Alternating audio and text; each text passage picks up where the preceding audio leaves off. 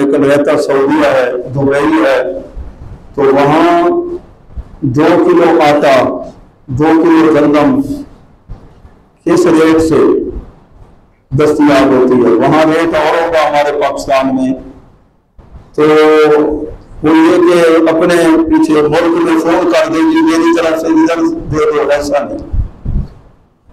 جہاں وہ رہتا ہے وہاں کے اعتبار سے کہ 2 کلو گندم ہے یا آٹا یہ کتنے پیسوں کا وہاں ہے، اور اس کے نابالغ بچے جو ادھر پاکستان میں رہتے ہیں چونکہ اردو دن ہے فطرانہ، تو جس طرح وہ جہاں رہتا ہے نا اس ریٹ کے مطابق اس کو ادا کرنا چاہیے. کتنی رقم دے رہے ہیں جی فطرانے کی؟ کتنی بنائی ہے؟ 250. اچھا 250 روپیہ فی گز. وہ 300 بھی خیال مفتی مجیب الرحمان صاحب دامت برکاتہ العالیہ وہ کراچی سے جو ہے نا 250 جس طرح گندم کا ریٹ. تو یہ فی گز یہ فطرانہ جو ہے عید سے پہلے ادا کر دیا جائے.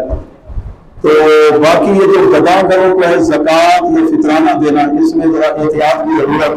گداگر جو ہے یہ 3 قسم کے، کچھ ایسے گداگر ہوتے ہیں وہ خود مالدار ہیں لیکن وہ بھیس ان کے لیے تو ویسے ہی مانگ نہیں ہے، حرام ایسا ملا ہے ان کو دینا نہیں ہوا. تو دوسرے قسم کے ہوتے ہیں وہ صحت مند ہوتے ہیں، کما تو سکتے ہیں لیکن جس کو کہتے ہیں حد حرام، تو وہ منگتے بنے ہوئے ہوتے ہیں. تو وہ اگر مانگیں گے ان کو اللہ کا نام نفلی خیرات تو آپ دے سکتے ہیں.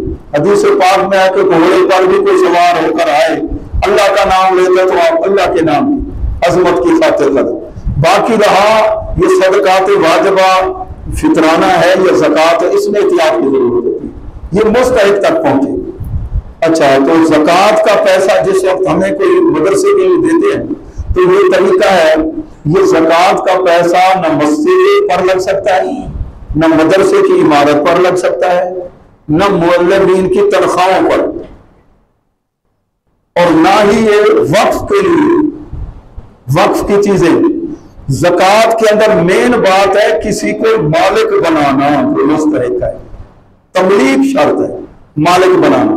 اب ظاہر ہے کہ مسجد تو کسی کی ملکیت میں ہوتی نہیں، تو اس کے لیے پھر ہیلا شرعی ہوتا ہے. ہمیں مدرسے کے لیے جو ہم آپ زکوٰۃ کا پیسہ دیتے ہیں جو مستحق ہے ہم اس کے حوالے کر دیتے پیسہ، یہ اپنی ملکیت میں لے لیں. اپنی ملکیت میں لینے کے بعد تو اپنی طرف سے مدرسے کے لیے ہیبا کر دو، جس کو گفٹ کہتے ہیں. ہیبا جس وقت یہ طریقہ ہو جاتا ہے اب جی وہ پیسہ جو اساتذہ ہیں معلمات ہیں ان کی تنخواہوں میں بھی صرف ہو سکتا ہے، عمارت کے اندر بھی صرف ہو سکتا ہے، اور جو مدرسے کے جتنے امور ہیں. ورنہ بہت احتیاط کی جو مدرسے کے محتمم ہوتا ہے ان کو بھی نافلہ صدقات الگ، زکوٰۃ کا پیسہ پھر الگ، اس کے مطابق اس کو صرف کیسے کرنا ہے. تو اللہ تبارک و تعالیٰ نے یہ احساس بھی نصیب فرمائے. بہت سے ایسے احباب ہوتے ہیں زکوٰۃ کی پرواہ نہیں کرتے تو پھر نقصانات بھی ہوتے ہیں. زکوٰۃ دینے کی وجہ سے مال حفاظت میں آ جاتا ہے اور آئندہ اللہ تعالیٰ اسے ترقی بھی نصیب فرماتا ہے. تو یہ باقی رہا ایک دو مسئلے یہ سن لیں اس کے اعتکاف کے. اعتکاف کی حالت میں بولنا جائز ہے یا نہیں؟ مثلا اس مسجد میں کوئی اعتکاف بیٹھا ہے معتکف، وہ امام ہے تو وہ درس دے سکتا ہے یا نہیں؟ تقریرات کو سنا سکتا نہیں؟ بالکل نہیں. ہاں اگر اذان کے لیے مسجد سے باہر جگہ ہے تو پھر اس میں اس کو احتیاط کرنا ہوگی اذان اگر. اچھا تو باقی جو مسئلہ ہے کہ دنیاوی باتیں تو ویسے ہی کرنا منع ہے. مسجد میں دنیاوی باتیں کرنے سے 40 سال کی نیکیاں برباد ہو جاتی ہیں.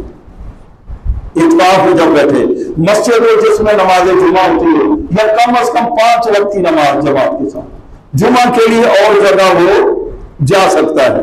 اعتکاف جو ہے ایک تو جب بھی مسجد میں آؤ اعتکاف کی نیت کر لو، یہ تو نفلی اعتکاف ہے، اس کے لیے کوئی اور زیادہ شرائط والی. تو جو سنت موقدہ اعتکاف ہے وہ ہے رمضان مبارک کا آخری عشرہ، یہ روزے کے بغیر بھی نہیں ہوتا. ایک آدمی بیمار ہے روزے نہیں رکھ رہا، وہ کہ میں اعتکاف بیٹھ جاؤں، وہ اعتکاف ہوگا نفلی ہوگا، وہ سنت موقدہ والا اعتکاف ہے، وہ روزے کے بغیر نہیں ہوگا۔ اور ایسے منت والا اعتکاف بھی، آپ نے 5 دن کی کوئی منت مانی ہے اعتکاف کی، آپ کا کام ہو گیا، اب آپ کو روزہ بھی رکھنا پڑے گا، یہ اعتکاف منت والا ہے۔